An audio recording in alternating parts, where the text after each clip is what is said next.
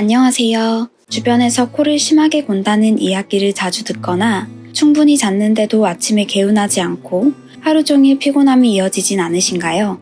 대부분은 그냥 코골이겠지 하고 넘기기 쉽지만 이런 증상 뒤에 수면 무호흡증이 숨어있는 경우도 많습니다.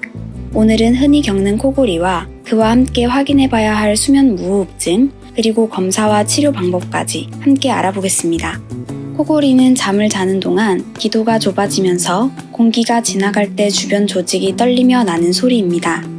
코골이는 건강상 크게 문제가 없다고 생각하는 분들도 많습니다. 하지만 자는 동안 호흡이 반복적으로 약해지거나 멈추는 상태가 함께 나타난다면 이때는 단순한 코골이가 아니라 수면 무호흡증을 의심해 볼 수 있습니다. 수면 중 10초 이상 숨이 멈추는 상태를 무호흡이라고 하며 이러한 현상이 반복될 경우 수면 무호흡증이라고 합니다. 숨이 멎었다가 다시 쉬는 과정이 계속되면 깊은 수면을 하기가 어렵고 그 결과 낮 동안 심한 졸림, 집중력 저하, 두통 같은 불편함이 동반될 수 있습니다.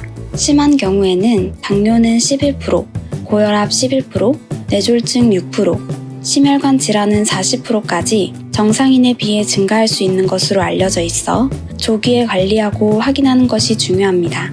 수면 무호흡증은 겉으로 보이는 증상만으로는 정확한 판단이 어렵습니다. 그래서 필요한 검사가 바로 수면 다원 검사입니다. 하룻밤 동안 수면 상태를 관찰하며 호흡, 산소 포화도, 뇌파, 심박수, 코골이 정도 등을 종합적으로 측정합니다.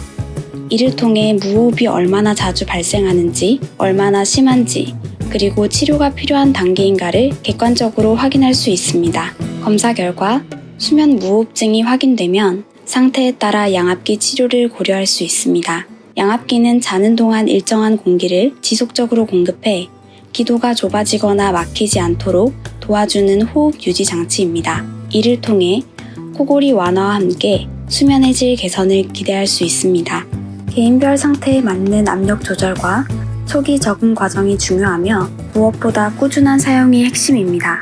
다만 양압기는 검사 없이 자가 구매해서 사용하면 오히려 정상 수면을 방해하거나 장기적으로 폐에 부담을 주는 등의 문제가 발생합니다. 반드시 수면 다원 검사를 통해 무호흡 유형과 필요한 압력을 확인한 뒤 사용하는 것이 중요합니다.